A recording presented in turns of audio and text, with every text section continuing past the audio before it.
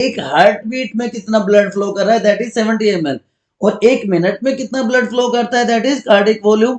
तो 70 एक बीट में हो रहा है, एक मिनट में कितनी हार्ट बीट होती है, 72, तो it comes out to be nearly 5। Hello बच्चों, कैसे आप लोग? Welcome back to your study destination Bionidhi. बच्चों, आज बात करने वाले हैं लाइफ प्रोसेस में थर्ड पार्ट की, that is transportation in human beings. बहुत इंपॉर्टेंट टॉपिक है, बहुत इंटरेस्टिंग टॉपिक है, जैसा कि आप देख पा रहे हैं यहाँ पे डायग्राम में भी। तो विदाउट एनी डिले स्टार्ट करते हैं। ट्रांसपोर्टेशन होता क्या है बच्चों? एक ऐसी प्रोसेस है जहां पे वाटर और दूसरे मॉलिक्यूल्स का मूवमेंट होता है to the concern part of the organism. तो ह्यूमन बींग्स में अगर बच्चों बात करें तो जो सर्कुलेटरी सिस्टम होता है वो तीन पार्ट से मिलकर बना होता है, ब्लड, हार्ट, जिसको हम पंपिंग ऑर्गन भी कहते हैं, एंड ब्लड वेसल्स। तो इस पार्ट में हम पहले ह्यूमन सर्कुलेटरी सिस्टम की बात करेंगे, उसके बाद ट्रांसपोर्ट इन प्लांट्स पे हम डिस्कस करेंगे। तो अगर ह्यूमन सर्कुलेटरी सिस्टम की बात करें तो मैंने बता दिया तीन पार्ट से मिलकर बना होता है, blood, blood vessels and heart. Blood की कंपोजिशन के बारे में आपने बहुत पढ़ा है। तो ब्लड दो कंपोनेंट से मिलकर बना होता है, प्लाज्मा एंड ब्लड कॉर्पस्कल्स, है ना। अब ब्लड कॉर्पस्कल्स तीन टाइप की हो जाती है, कौन कौन सी? आरबीसीज, डब्ल्यूबीसीज एंड प्लेटलेट्स। इसी तरह जो वेसल्स हैं वो भी तीन टाइप की होती हैं, arteries, veins and capillaries, and this is the pumping organ, that is heart. एक एक करके तीनों चीजों के बारे में डिटेल में बात करते हैं, और हम स्टार्ट करते हैं सबसे पहले ब्लड से। फ्लूइड कनेक्टिव टिश्यू है ब्लड। ब्लड के साथ साथ लिम्फ को भी फ्लूइड कनेक्टिव टिश्यू कहा जाता है। तो फ्लूइड कनेक्टिव टिश्यू जिसमें दो कंपोनेंट हैं, दो पार्ट से मिलकर बना होता है, ब्लड प्लाज्मा एंड ब्लड कॉर्पस्कल्स या ब्लड सेल्स।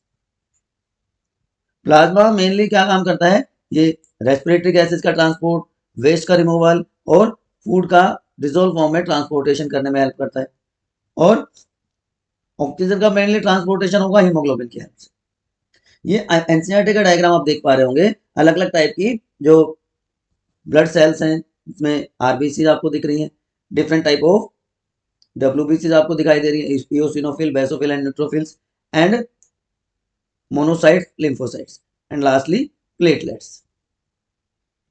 तो देखिए बच्चों, यहां से आप ओवरऑल देख सकते हो पूरा का पूरा कंपोजिशन क्या है ब्लड का, दिखाई दे रहा है आपको। टोटल ब्लड का जो 55% है वो किससे बना हुआ है? कौन बना रहा है? प्लाज्मा। और बाकी बाकी 45% कौन बना रहा है? आपकी ब्लड कॉर्पस्कल्स। और उसमें मेजर कंपोनेंट किसका है? आरबीसी का। ठीक है, चलिए एक एक करके आपको बताता हूं। तो प्लाज्मा से हम स्टार्ट करते हैं। प्लाज्मा मेजर कंट्रीब्यूटर है, 55% हमारे ब्लड का बनाता है। प्लाज्मा 90 से लेके 92% तक किसका बना होता है? वाटर का। उसके अलावा इसमें प्लाज्मा प्रोटीन्स होते हैं। प्लाज्मा प्रोटीन मेनली फाइब्रिनोजन हो गया इसमें, जो कि ब्लड क्लोटिंग में हेल्प करेगा। इसके अलावा इसमें इम्यूनोग्लोबुलिन्स होते हैं बच्चों। अब ये इम्यूनोग्लोबुलिन्स क्या होते हैं? इनको एंटीबॉडीज भी कहते हैं। Immunoglobulins are known as antibodies. यहाँ पे देखा ना हमने, ये अलग अलग टाइप के प्रोटीन्स जो प्लाज्मा में प्रेजेंट होते हैं, ये इम्यूनिटी प्रोवाइड करने में हेल्प करेंगे। एंड एल्ब्यूमिन, ये डिफरेंट टाइप के प्लाज्मा प्रोटीन्स यहाँ पे आपको देखने को मिल जाते हैं। It also contains different type of salts, ions, जो कि बॉडी के मेंटेनेंस के लिए भी जरूरी होते हैं। तो ये एक कंपोनेंट की बात होगी, एक पार्ट की बात हमने कर ली। इसके अलावा इसमें और क्या क्या होता है? It consist of blood corpuscles. तो प्लाज्मा था non cellular part, blood corpuscles बना देते हैं cellular part of the blood. Which contributes 45%, और जिसमें से 99% कौन कंट्रीब्यूट करता है? आरबीसी, रेड ब्लड कॉर्पस्कल्स, जिनको हम कॉमनली इरिथ्रोसाइट्स भी कहते हैं। इरिथ्रोसाइट्स, तो सबसे पहले बात करते हैं इरिथ्रोसाइट्स की। नंबर कितना होता है इरिथ्रोसाइट्स का? जस्ट ए सेकेंड, इरिथ्रोसाइट्स का नंबर कितना होता है? नंबर बहुत बहुत बहुत ज्यादा होता है। 4.5 से 5.5 मिलियन पर मिलीमीटर क्यूब तक इसका नंबर होता है। सेकंड बात करते हैं, what is life span of RBCs? तो आरबीसीज बच्चों होता है 120 डेज। 120 डेज के बाद जो पुरानी आरबीसीज होती हैं वो डेड हो जाती है और उसकी जगह नई आरबीसीज की फॉर्मेशन हो जाएगी। फंक्शन क्या होता है आरबीसी का? चलिए, अगर आप में से किसी को पता है तो एक बार कमेंट सेक्शन में बता दीजिए। What is the function of RBCs? They helps in oxygen transport. Oxygen transport का इंपॉर्टेंट कंपोनेंट होता है आरबीसी। कैसे ऑक्सीजन ट्रांसपोर्ट करता है ये देखिए। ऑक्सीजन कंबाइन कर जाता है आरबीसी के पिगमेंट।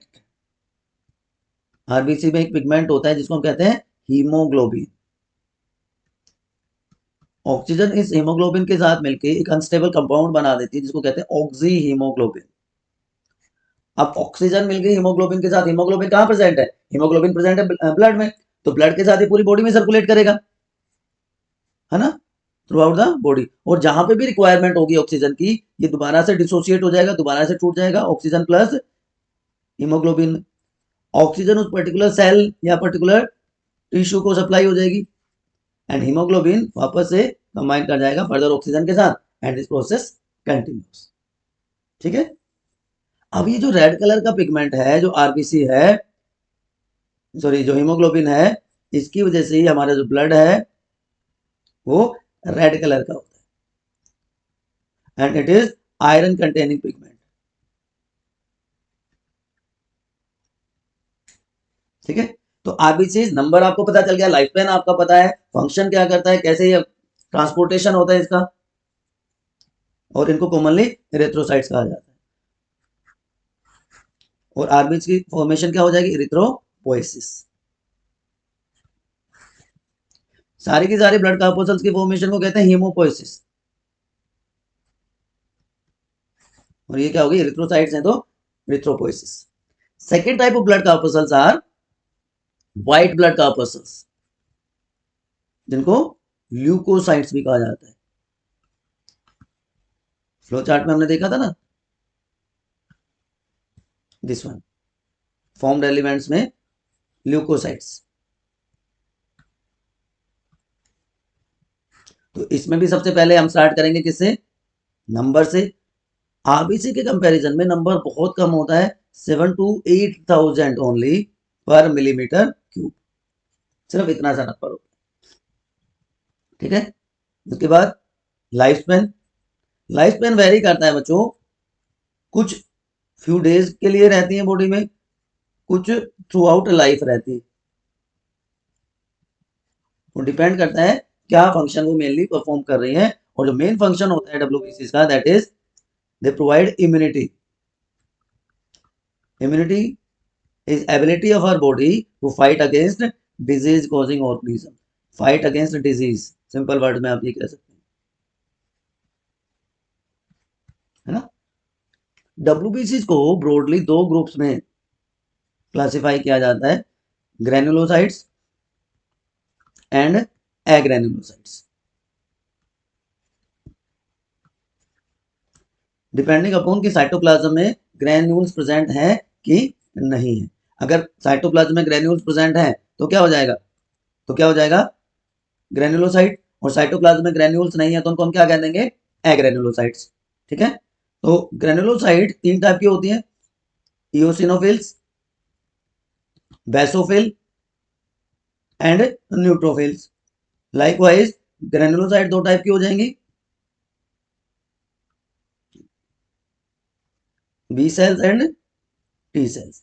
तो ये ब्रॉडर लाइन क्लासिफिकेशन है, सॉरी लिम्फोसाइट्स और मोनोसाइट्स, सॉरी ये तो उसमें आ जाएगा, फिर लिम्फोसाइट्स में आ जाएगा, लिम्फोसाइट्स एंड मोनोसाइट्स।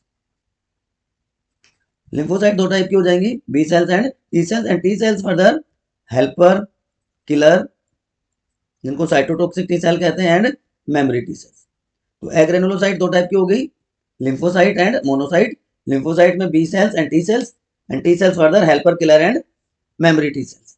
यहां तक कोई कंफ्यूजन है एक बार फटाफट पूछ लीजिए, फिर आगे चलते हैं।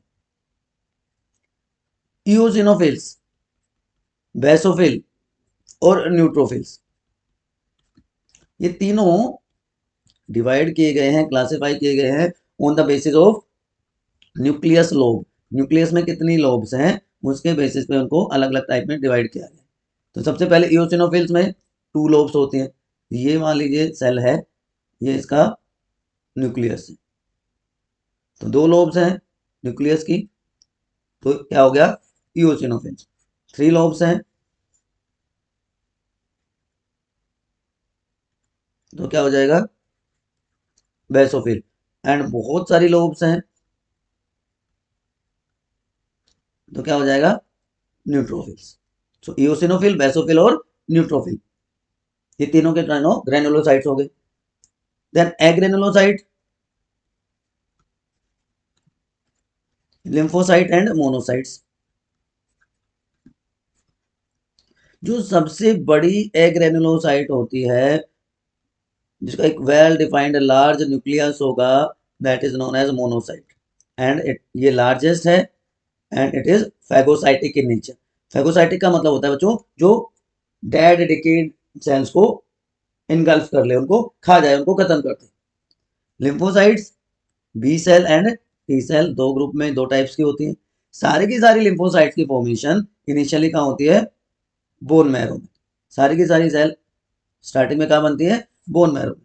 लेकिन बोन मैरो में बनने के बाद वहीं पे अगर उनकी मैचुरेशन हो जाए, बोन मैरो में ही बने और मैचुरेशन भी कहाँ हो गई, बोन मैरो में ही, तो क्या कहलाएगी, बी सेल। लेकिन कुछ बी सेल्स बोन मैरो में फॉर्मेशन के बाद माइग्रेट करके कहाँ चली जाती है, थाइमस में, और थाइमस में उनकी होती है मैचुरेशन, तो वो क्या कहलाएंगी, T cells. And depending upon the function they perform, कि अगर वो हेल्प कर रही हैं एंटीबॉडीज को, सॉरी एंटीजन को डिस्ट्रॉय करने में, तो वो हेल्पर टी सेल कहलाएंगी। उनको डिस्ट्रॉय कर रही हैं तो वो साइटोटॉक्सिक या किलर टी सेल कहलाएंगी। फर्स्ट एनकाउंटर को याद करते हैं तो उनको क्या कहेंगे, मेमोरी टी सेल। लेकिन आपको क्या मेमोराइज याद करना है, आपको ये याद रखना है कि only only B cells produces antibodies, सिर्फ और सिर्फ बी सेल्स एंटीबॉडीज प्रोड्यूस करते हैं। ठीक है।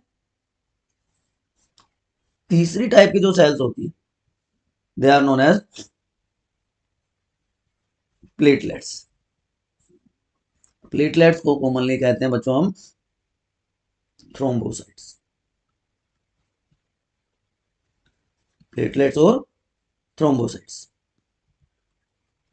These are cell fragments. ये ट्रू सेल्स नहीं होती, ये सेल्स के फ्रेगमेंट्स हैं, सेल के टुकड़े हैं छोटे छोटे, इस तरह से आप देख सकते हो, these are cellular fragments. Life span within 1 week once they are released, and function they help in blood clotting। Blood clotting में ये इंपॉर्टेंट रोल प्ले करते हैं। ठीक है। दो और इंपॉर्टेंट चीजें आपको बता रहा हूं। विटामिन के, जिसको हम कहते हैं phylloquinone, help in blood clotting. Vitamin के और फाइलोक्विनोन ब्लड क्लोटिंग में हेल्प करता है। और सेकंड इंपॉर्टेंट चीज मैं जो इसके बारे में बता रहा हूं, नॉर्मल क्लोटिंग टाइम होता है 3 to 6 minutes for a normal या माइनर कट। अगर इतने टाइम में कट ब्लड क्लोट नहीं होता है, तो इसका मतलब the person is suffering from a disease known as haemophilia. Haemophilia में ब्लड क्लोटिंग की प्रॉब्लम होती है। अदरवाइज इंजरी हुई, कट लगा, डैमेज हुआ, तो वेसल का कॉन्ट्रैक्शन होता है, यहाँ पे क्लोटिंग फैक्टर्स अपना रोल प्ले करते हैं। 13 क्लोटिंग फैक्टर्स आर रिक्वायर्ड और इन्वॉल्व इन ब्लड क्लोटिंग। और वो क्या करते हैं, यहाँ पे इस तरह से एक प्लग बना देते हैं, एक मैश लाइक स्ट्रक्चर बना देते हैं, जिसकी वजह से जो ब्लड सेल्स वो बाहर नहीं निकल पाती और क्लोट इज फॉर्म्ड। कैसे होता है ये, कि जैसे इंजरी हुई तो यहाँ पे प्रोथ्रोम्बिन क्लोटिंग फैक्टर होता है, ये एक्टिव होके थ्रोम्बिन में कन्वर्ट हो जाता है। ये थ्रोम्बिन कैल्शियम आयन की प्रेजेंस में फाइब्रिनोजन को, जो कि प्लाज्मा में प्रेजेंट होता है, फाइब्रिनोजन को फाइब्रिन में कन्वर्ट कर देगा। ये सिंप्लीफाइड वे में आपको मैं बता रहा हूँ, अदरवाइज 13 फैक्टर्स आर इन्वॉल्व। अब ये विटामिन के की प्रेजेंस में, कैल्शियम आयंस की प्रेजेंस में एक मैश लाइक स्ट्रक्चर बना देगा, इस तरह की स्ट्रक्चर बना देगा जिससे ब्लड सेल्स बाहर नहीं निकल पाती and a clot is form. ठीक है, तो सिंपल वे में मैकेनिज्म है क्लोटिंग का, ब्लड क्लॉट कैसे बनता है। ये कुछ बेसिक पैरामीटर्स हैं, बेसिक चीजें जो आपको पता होनी चाहिए, जो याद होनी चाहिए आपको। मैंने बताया था कि रेड कलर का पिगमेंट होता है हीमोग्लोबिन। नॉर्मल मेल में 14 टू 70 ग्राम हीमोग्लोबिन होता है पर 100 ml ऑफ ब्लड। ये नंबर बढ़ के कितना हो जाता है, ये नंबर बढ़ के हो जाता है 12 टू 15 ग्राम इन फीमेल्स। बढ़ा कि घटा, घट जाता है। दैट्स वाई फीमेल जो है या बच्चे जो हैं उनमें एनीमिया कॉमनली देखने को मिलता है। ठीक है ना, तो जो नॉर्मल लेवल है हीमोग्लोबिन का वो 10.4 से 6.4 ग्राम पर 100 ml के बीच में होता है। एडल्ट मैन जो ज़्यादा हार्डवर्क करते हैं compare to females and children, तो उनको उनकी ऑक्सीजन रिक्वायरमेंट भी ज़्यादा होती है, इसलिए उनमें हीमोग्लोबिन कंटेंट भी ज़्यादा होता है। As compare to other animals, human beings की कॉम्प्लेक्सिटी ज़्यादा है, इसलिए भी कैटल्स के कंपैरिजन में उनकी ऑक्सीजन रिक्वायरमेंट भी ज़्यादा होती है।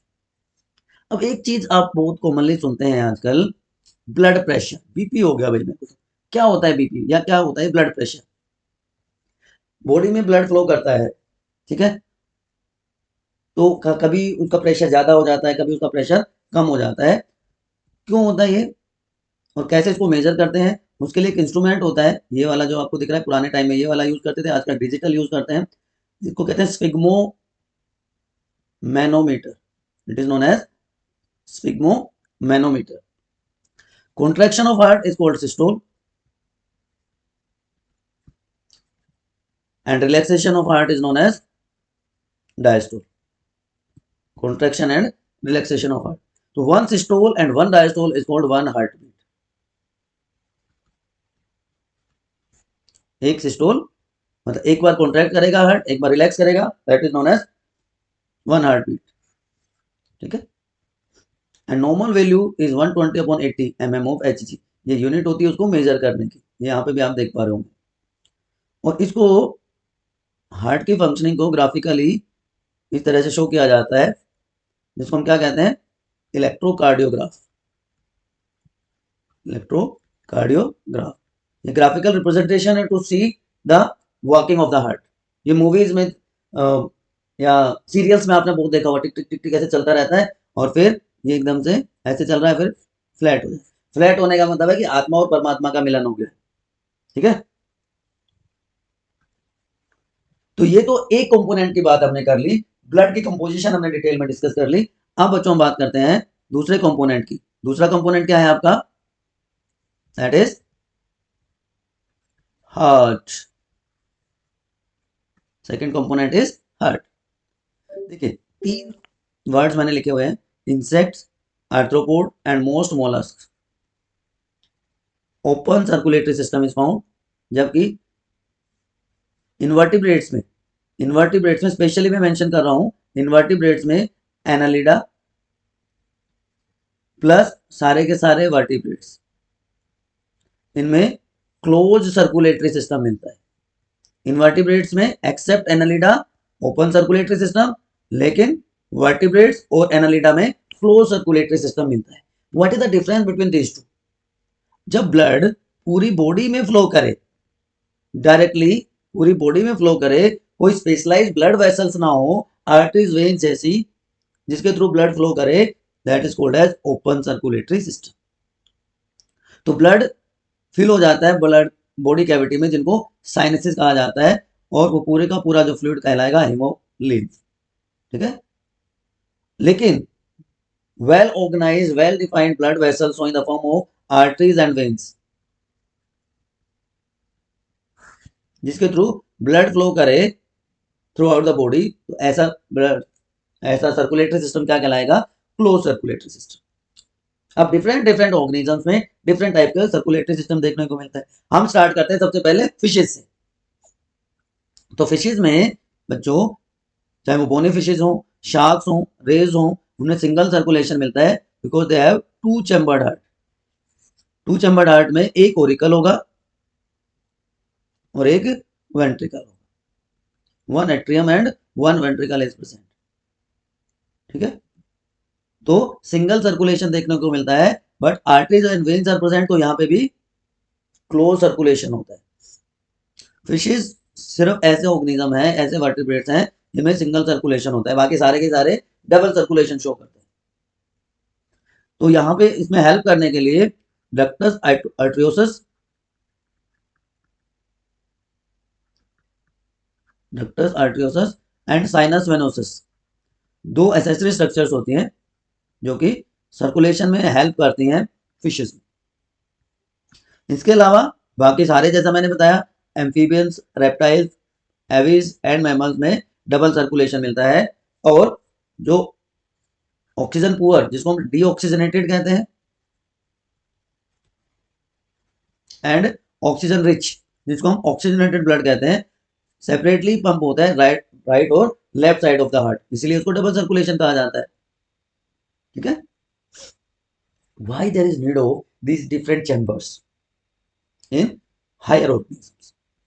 देखो बेटा, इसकी वजह से जो मिक्सिंग है वो रुक जाती है प्योर और इम्प्योर ब्लड की।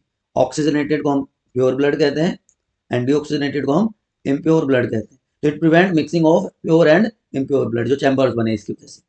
सेकेंडली, क्योंकि जितनी कॉम्प्लेक्सिटी बढ़ेगी ऑर्गेनिजम्स की, उतनी ऑक्सीजन रिक्वायरमेंट भी उनकी बढ़ जाती है, तो ज्यादा ऑक्सीजन की सप्लाई हो जाती है बॉडी ऑर्गन को एक इफेक्टिव वे में। ये एफिशिएंसी बढ़ा देता है ऑर्गेनिजम्स की और ऑक्सीजन सप्लाई। एंड जितनी ज्यादा ऑक्सीजन होगी, जितना ज्यादा रेस्पिरेशन होगा, उतनी ज्यादा एनर्जी मिलेगी, उतनी ज्यादा एटीपी फॉर्मेशन होगी और उतना इफेक्टिवली ऑर्गेनिज्म काम कर पाएंगे। इसलिए ऑक्सीजन रिक्वायरमेंट को बढ़ाने के लिए भी हम बॉडी में चैम्बर्स की या हार्ट में चैम्बर्स की जरूरत पड़ती है। याद रहेगा? Is it okay? आसान सी बात है। यहां तक कोई कंफ्यूजन है किसी बच्चे को? Still I am saying you can ask. एक कंपोनेंट हमने डिस्कस कर लिया, ब्लड। अब हम बात करें पंपिंग ऑर्गन की, दैट इज हार्ट। अलग अलग ऑर्गेनिज्म में कितना कैसा हार्ट होता है, ओपन सर्कुलेटरी सिस्टम क्या है, क्लोज सर्कुलेटरी सिस्टम क्या होता है, two chamber, three chamber, four chamber heart किस किस में देखने को मिलता है, सिंगल सर्कुलेशन क्या होता है, डबल सर्कुलेशन क्या होता है। यहाँ पे एक चीज और ऐड कर देता हूँ मैं, एम्फीबियंस में थ्री चैम्बर्ड हार्ट होता है, उसके अलावा बाकी सब में, रेप्टाइल्स, बर्ड्स और मैमल्स में फोर चैम्बर्ड हार्ट देखने को मिलता है। यहाँ पे रेप्टाइल्स में 3.5 चैम्बर्ड भी कह देते हैं, क्योंकि कंप्लीट डिवीजन नहीं होता वेंट्रिकल्स का। Crocodile also have four chambered heart, ये याद रखना है। Crocodiles also have four chambered heart. Clear? अब जो सर्कुलेटरी सिस्टम है ह्यूमन बींग्स का, हार्ट है ह्यूमन बींग्स का, उसकी बात कर लेते हैं। दो पार्ट है क्योंकि डबल सर्कुलेशन हम कह रहे हैं। तो लंग्स से जो प्योर ब्लड है, ऑक्सीजनेटेड ब्लड है, वो आता है लेफ्ट ओरिकल में, ठीक है।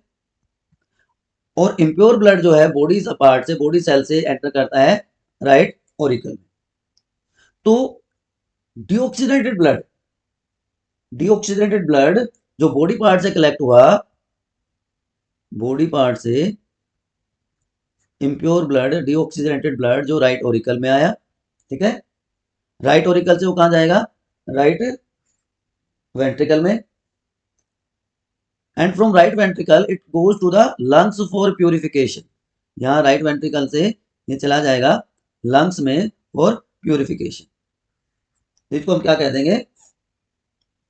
इसको हम क्या कहते हैं? Pulmonary circulation, pulmonary circulation. दूसरी तरफ जो प्योर ब्लड है, ऑक्सीजनेटेड ब्लड है, वो कहां से आया, लंग से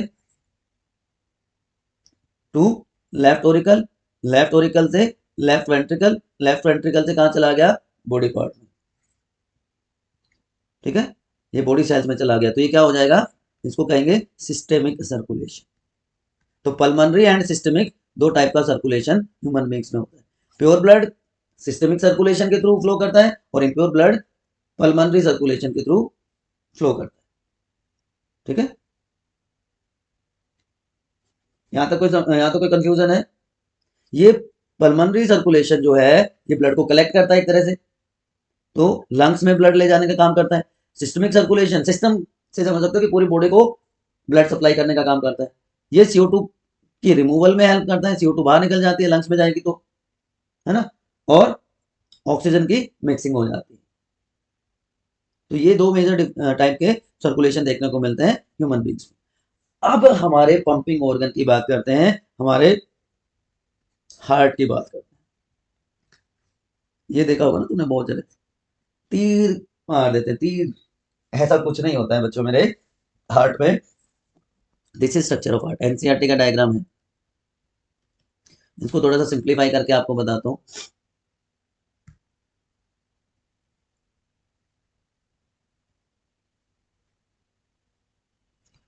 left auricle, left ventricle, right Oracle, right ventricle, चार चैम्बर हो गए हार्ट के। हमेशा याद रखना, left side of the heart always carries pure blood, right side में इम्प्योर ब्लड होता है। ठीक है, अब ये यहाँ पे कहां से आता है, लंग से, पल्मोनरी आर्टरी नहीं, पल्मोनरी वेन ब्लड को कहां लेके आती है, लेफ्ट ओरिकल में। यहाँ पे दो वॉल्व होते हैं जिनको हम बाइकास्पिड वॉल्व कहते हैं, वो उसको लेफ्ट वेंट्रिकल में लेके जाती है। लेफ्ट वेंट्रिकल में ओर्टा की हेल्प से ये बॉडी पार्ट्स में चला जाता है। ठीक है, तो हम अभी सिंप्लीफाइड बाई में डायग्राम की बात कर रहे हैं। अब ऊपर की तरफ होता है सुपीरियर वेना केवा, यहाँ पे आप देख पा रहे होंगे, इसको कहते हैं सुपीरियर वेना केवा, और नीचे की तरफ होता है इंफीरियर वेना केवा, सुपीरियर एंड इंफीरियर वेना केवा। तो ये सुपीरियर और इंफीरियर वेना केवा इम्प्योर ब्लड को कलेक्ट करते हैं from upper and lower part of the body, और साइड्स में हो जाएंगे वही pulmonary artery and pulmonary vein plus pulmonary vein. ठीक, ये ओर्टा लार्जेस्ट आर्टरी होती है जो कि प्योर ब्लड को सप्लाई करता है to different parts of the body. ठीक, तो कैसे होता है ये सर्कुलेशन, लंग्स, प्योरिफिकेशन हुआ ब्लड का, तो प्योरीफाई ब्लड पल्मोनरी वेन की हेल्प से कहां पहुंच जाता है बच्चों, लेफ्ट ओरिकल में। लेफ्ट ओरिकल जब रिलैक्स करता है तो बाइकास्पिड वॉल से होता हुआ वो पहुंच जाता है लेफ्ट वेंट्रिकल में, और लेफ्ट वेंट्रिकल से ओल्टा की हेल्प से it supplies to the parts of the body, जहां पे रिक्वायरमेंट है बॉडी पार्ट्स में, ये वहां पे सप्लाई हो जाता है। क्लियर, तो ये हो गया सिस्टमिक सर्कुलेशन। अब बॉडी पार्ट में ऑक्सीजन तो सेल को या टिश्यू को सप्लाई होगी जो उसमें प्रेजेंट थी, और CO2 जो एज ए बाई प्रोडक्ट बन रही थी वो उसमें ऐड हो गई। तो अब ये हो गया डीऑक्सीजनेटेड ब्लड, या जिसको हम इम्प्योर ब्लड कह सकते हैं। अब इस इम्प्योर ब्लड को कलेक्ट कर लिया जाएगा with the help of this superior and inferior vena केवा।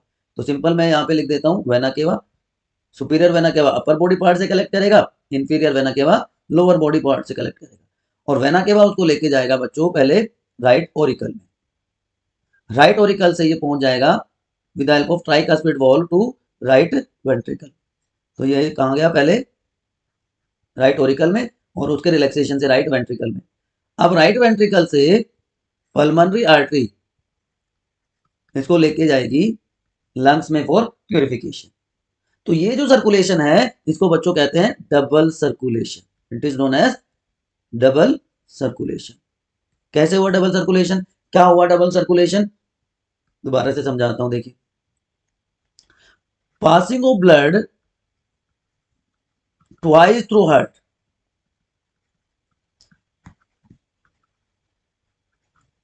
ब्लड हार्ट में से 2 बार पास होता है while circulating in body. Body में से एक सर्कुलेशन जब कंप्लीट होता है तो हार्ट में से ब्लड 2 बार पास हो रहा है, तो इसलिए इसको क्या कहते हैं, डबल सर्कुलेशन। कि भाई लेफ्ट ओरिकल में आया, लेफ्ट ओरिकल से सबसे पहले लंग्स से एंट्री हुई पल्मोनरी वेन की हेल्प से, तो फर्स्ट एंट्री यहाँ पे होगी लेफ्ट ओरिकल में। लेफ्ट ओरिकल से बाइकस्पिड वॉल की हेल्प से कहाँ गया, लेफ्ट वेंट्रिकल में। ओर्टा ने इसको कहाँ पे पहुंचा दिया, बॉडी पार्ट्स में। तो ये निकल गया यहाँ से, बॉडी में चला गया। अब बॉडी पार्ट से वेना केवा की हेल्प से कलेक्ट हो गया।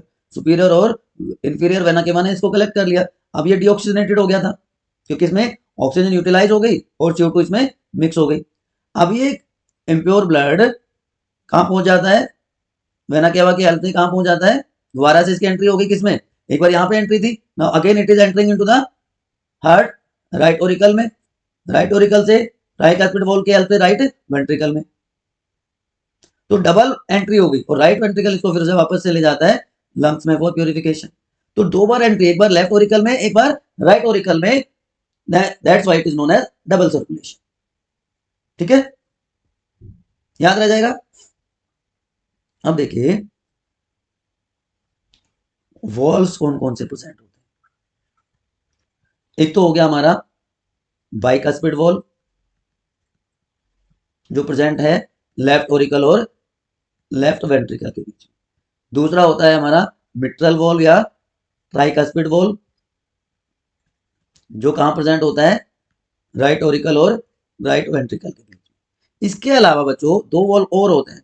जो बेस है लेफ्ट ओरिकल का और राइट ओरिकल का, वहां से भी 2 वॉल निकलते हैं। लेफ्ट ओरिकल से हाफ मून शेप्ड, इस तरह से हाफ मून शेप्ड वॉल्स निकलते हैं, इनको कहते हैं ओर्टिक सेमिल्यूनर वॉल्व। या आप सिंपल याद रख लीजिए सेमिल्यूनर वॉल्व। इसी तरह राइट ओरिकल से भी सेमिल्यूनर वॉल्व अराइज होते हैं। तो ये हाफ मून शेप्ड इस तरह के वॉल्व होते हैं। तो 4 वॉल्व प्रेजेंट हो गए, बाइकस्पिड, ट्राइकस्पिड और लेफ्ट ओरिकल से और राइट ओरिकल से semilunar valves. What is the importance of these valves. सबसे पहले तो they prevent back flow of the blood. Back flow नहीं होने देते, अदरवाइज क्या होगा, मान लो आप शीर्षासन कर रहे हो और आपकी बॉडी का पूरा ब्लड फ्लो कि कहाँ गया, आपके सर में आ गया, लेकिन ऐसा नहीं होता। लेफ्ट ओरिकल में जाएगा, लेफ्ट ओरिकल से लेफ्ट वेंट्रिकल में जाएगा लेकिन वापस नहीं आ पाता। तो back flow of the blood ये रोकने में हेल्प करते हैं। दूसरा, जब बाई और ट्राइकस्पिड वॉल्व बंद होते हैं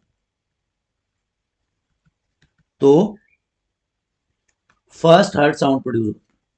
Closing of bi and tricuspid valve produces first heart sound.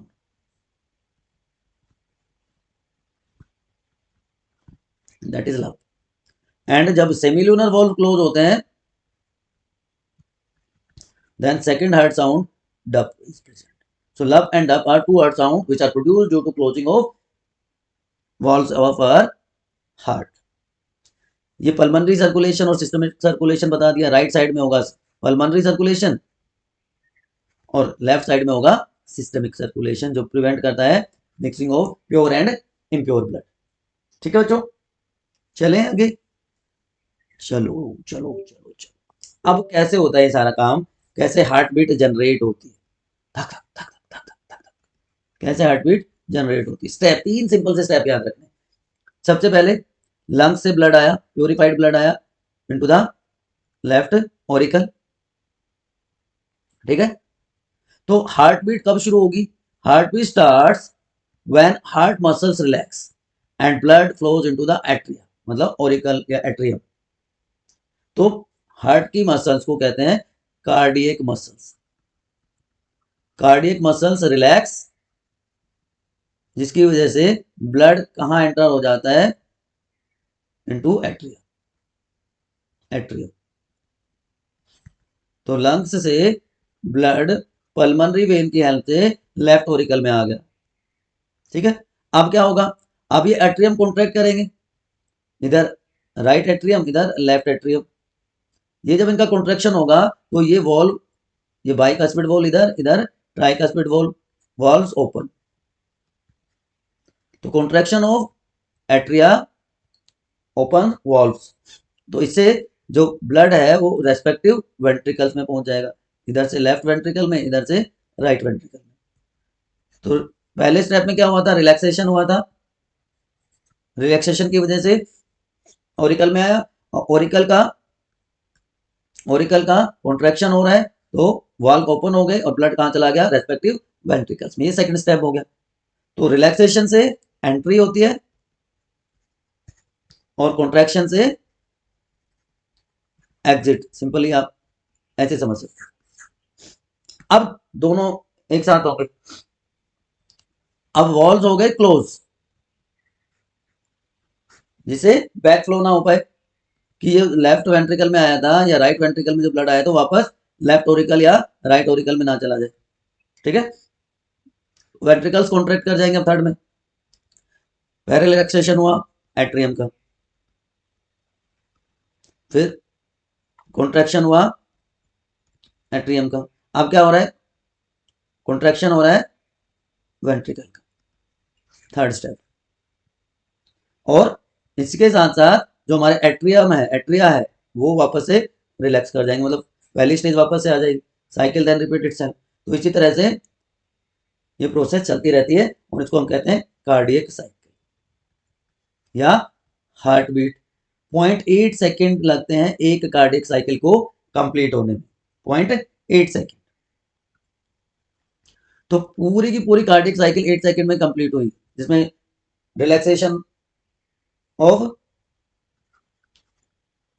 Atrium हुआ, कॉन्ट्रैक्शन ऑफ एट्रियम हुआ एंड कॉन्ट्रैक्शन ऑफ वेंट्रिकल्स हुआ। Clear to everyone? अब ब्रीथ हार्ट बीट का रेट क्या होता है ह्यूमन बींग्स में, 72 times per minute, 72 times per minute heart beat का रेट होता है। और ऐसा आपने सुना होगा ना कि अप्रोक्सीमेटली 5 लीटर ब्लड प्रेजेंट होता है अडल्ट ह्यूमन में। तो एक हार्ट बीट में जितना ब्लड फ्लो होता है उसको कहते हैं stroke volume. The amount of blood which passes through body in one heart beat is known as stroke volume, और होता है 70 ml। और एक मिनट में कितना ब्लड फ्लो करेगा, एक मिनट में कितना ब्लड फ्लो करेगा, that is known as cardiac volume. Stroke volume क्या हुआ, एक हार्ट बीट में कितना ब्लड फ्लो कर रहा है, दैट इज 70 ml, और एक मिनट में कितना ब्लड फ्लो करता है, दैट इज कार्डियक वॉल्यूम। तो 70 एक बीट में हो रहा है, एक मिनट में कितनी हार्ट बीट होती है, 72, तो it comes out to be nearly 5 litre. याद रहेगा बच्चों मेरे? क्लियर है? तो दो पार्ट की हमने बात कर ली, हमने बात कर ली ब्लड की, हमने बात कर ली हार्ट की। हार्ट का साइज आपको पता है, हार्ट का वेट आपको पता है? अगर पता है तो फटाफट मुझे कमेंट सेक्शन में बताइए। आपने सुना अगर इसका दिल तो बहुत छोटा सा है, 250 ग्राम का तो इसका दिल है, बिल्कुल ठीक बात है। 250 टू 300 ग्राम वेट होता है, और साइज आपकी जो मुट्ठी है, फीस्ट के साइज का इसका साइज होता है। ठीक, अब तीसरे पार्ट पे चलते हैं, तीसरे कंपोनेंट की तरफ चलते हैं, दैट इज ब्लड वेसल्स। इसी की वजह से तो इसको क्लोज सर्कुलेटरी सिस्टम कहते हैं, क्योंकि well defined blood vessels, arteries, veins और कैपिलरीज प्रेजेंट होती हैं। तो सबसे पहली बात, सबसे पहले आपको बताता हूं, आर्टरीज कैरीज प्योर ब्लड, या जिसको हम जिसको हम ऑक्सीजनेटेड ब्लड कहते हैं। They carry oxygenated blood, pure blood to all parts of the body except pulmonary artery. Pulmonary artery क्या करती है, pulmonary artery impure blood, deoxygenated blood को राइट वेंट्रिकल से लंग्स में लेके जाती है फॉर प्योरिफिकेशन। ठीक है, अब क्या कैरेक्टरिस्टिक्स होती हैं, देखिए आर्टरी की, ये ब्लड को कैरी करती है अवे फ्रॉम द हार्ट, है ना, चाहे वो पल्मोनरी है चाहे बाकी आर्टरीज है। दूसरा, यहाँ पे इनके जो वॉल हैं, थ्री लेयर्ड होते हैं, tunica interna, tunica media and tunica externa. तो जो इलास्टिक फाइबर्स होते हैं आर्टरीज के, वो इसको स्ट्रेचिंग में हेल्प करते हैं, जो ब्लड प्रेशर से यहाँ पे एंटर करता है, और जो यहाँ की थिक मसल्स हैं वो कॉन्ट्रैक्ट कर जाती हैं, जिससे जो ब्लड है आगे की तरफ पास हो जाता है। तो ये थिक वॉल्ड है। जबकि वेन्स के साथ अगर हम इनका कंपैरिजन करें तो वेन्स क्या करती है, वेन्स कैरीज इम्प्योर ब्लड, जिसको हम डीऑक्सीजनेटेड ब्लड भी कहते हैं, to different parts of the body except, उल्टा किसका हो जाएगा, pulmonary vein. Pulmonary vein pure blood carry करती है from lungs to the left auricle. वही 3 लेयर्स इसमें प्रेजेंट होंगी, tunica, externa, media and interna. लेकिन ये टुवर्ड द हार्ट, सुपीरियर और इंफीरियर वेना केवा के हेल्प से ब्लड को कलेक्ट करके राइट ओरिकल में लेके आती है। तो वेन्स में वॉल्व्स होते हैं, आर्टरीज में वॉल्व्स नहीं होते, वेन्स में वॉल्व होते हैं which prevent back flow of the blood, गलत डायरेक्शन में ना चला जाए। ये थिन वॉल्ड होती है एज कंपेयर टू आर्टरीज, और यहाँ पे इलास्टिक फाइबर्स प्रोमिनेंट होते हैं। ठीक है, तो जब वेन्स का कॉन्ट्रैक्शन होता है वो स्क्वीज करती हैं और ब्लड को बाहर भेज देती है। तो आर्टरीज और वेन्स के अलावा सिंगल सेल थिक कैपिलरीज होती हैं जो दोनों का जंक्शन पॉइंट बनाती है। देखो इधर से आई आर्टरी, आर्टरी की फाइन ब्रांचिंग हुई,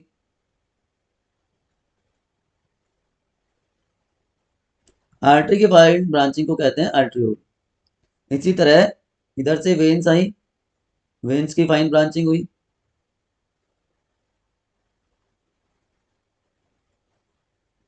उनको कहते हैं वेन्यूल। तो आर्टरीज और वेन्यूल जहां पे मिलती हैं वो नेटवर्क क्या कहलाता है, कैपिलरी नेटवर्क। तो ये आर्टरी और वेन्स को लिंक करने का काम करती है, कनेक्टिंग पॉइंट है बिटवीन आर्टरीज एंड वेन्स। तो इस चीज की हेल्प से जो न्यूट्रिएंट्स हैं, जो ऑक्सीजन है आर्टरीज की वो, और CO2 जो है वेन्स की, वो एक्सचेंज हो जाती है, exchange material between blood and other body cells. ठीक है, और किसके हेल्प से पॉसिबल है, सिर्फ और सिर्फ कैपिलरी के हेल्प से पॉसिबल है। लेकिन ये सिंगल वॉल थिक होती है, walls of capillaries are only single layer cell thick. तो ये 3 तरह की हमारी कैपिलरीज होगी। तो बेटा अभी तक हमने तीनों पार्ट की बात कर ली, हमने सबसे पहले ब्लड से स्टार्ट किया, उसके बाद पंपिंग ऑर्गन की बात कर ली, उसके बाद हमारा तीसरा पार्ट था ब्लड वेसल्स। अब एक बार कंपैरिजन कर लेते हैं तीनों टाइप की ब्लड वेसल्स का, आर्टरीज का, वेन्स का और कैपिलरीज का। देखिए आर्टरीज क्या करती है, हार्ट से ब्लड को दूर लेके जाती है बॉडी की तरफ, और ये ब्लड को कलेक्ट करके वापस हार्ट में लेके आती है। तो ये कनेक्शन पॉइंट है बिटवीन आर्टरीज एंड वेन्स। इसका जो थिका एक्सटर्ना पार्ट है, मिडिल लेयर जो है वो सबसे थिक होता है, लेकिन यहाँ पे उल्टा आउटर थिका एक्सटर्ना थिक था और मीडिया थिन होता है। यहाँ पे तो सिर्फ एक एक्सटर्नल लेयर ही होती है, सिंगल लेयर थिक बताया था ना मैंने। Carry pure blood, oxidated blood accept pulmonary artery, ये इम्प्योर ब्लड कैरी करते हैं एक्सेप्ट पल्मोनरी वेन। अब पहला पार्ट जो आर्टरी की तरफ से आता है वो ऑक्सीनेटेड होगा, और जो पीछे का पार्ट है जो वेन्स की तरफ से होता है वो डीऑक्सीनेटेड ब्लड कैरी करेगा। यहाँ पे सेमिल्यूनर वॉल्स एब्सेंट होते हैं, आर्टरीज में नहीं होते, लेकिन वेन्स में सेमिल्यूनर वॉल्व होते हैं to prevent back flow of the blood, और कैपिलरीज में भी वॉल्स नहीं होते। हाई प्रेशर पे ब्लड फ्लो करता है तो थिक वॉल्ड होती है आर्टरीज, प्रेशर लो होता है तो थिन वॉल्ड होती है वेन्स, और यहाँ पे तो ग्रेजुअली प्रेशर कम ही होता है। ठीक है, रैपिड फ्लो होगा आर्टरी के थ्रू, क्योंकि पूरा का पूरा लंग से लेफ्ट ओरिकल में आता है, और यहाँ पे फ्लो हो जाएगा, और यहाँ पे हम कह सकते हैं एक तरह से स्लोएस्ट होता है। तो this is comparison of all 3 type of blood vessels, arteries, veins and capillaries. तो हमने तीनों कंपोनेंट्स की बात करी बच्चों। हमने स्टार्ट किया था ब्लड से, ब्लड की कंपोजिशन की हमने बात कर ली, हमने उसके बाद पंपिंग ऑर्गन जो था हार्ट उसकी बात कर ली, और हमने ब्लड वेसल्स की बात कर ली। स्टिल अगर कोई कंफ्यूजन है किसी भी तरह का आप पूछ लीजिए। आप कहाँ पर हैं, आप अपने फेवरेट स्टडी डेस्टिनेशन बायोनीति पर हैं, जहाँ पे आप अपनी कोई भी डाउट कमेंट सेक्शन में पूछ सकते हैं। अगर आप चैनल पर नए हैं तो आप उसको सब्सक्राइब कर लीजिए, बेल आइकन को प्रेस कर दीजिए, और अपने फ्रेंड्स के साथ, नीडी वंस के साथ ज़्यादा से ज़्यादा शेयर कीजिए। हमारा जो वॉरियर बैच है क्लास 10th के लिए वो फ्री ऑफ कॉस्ट है। इसके साथ साथ हमारा जो टेलीग्राम चैनल है वहाँ पर आपको PYQs मिल जाएंगे, आपको सैम्पल पेपर्स मिल जाएंगे, आपको डिस्कशन ग्रुप है वहाँ पर भी आप बाकी स्टूडेंट के साथ शेयर कर सकते हैं चीज़ें। Thank you for being with us, keep studying, good luck.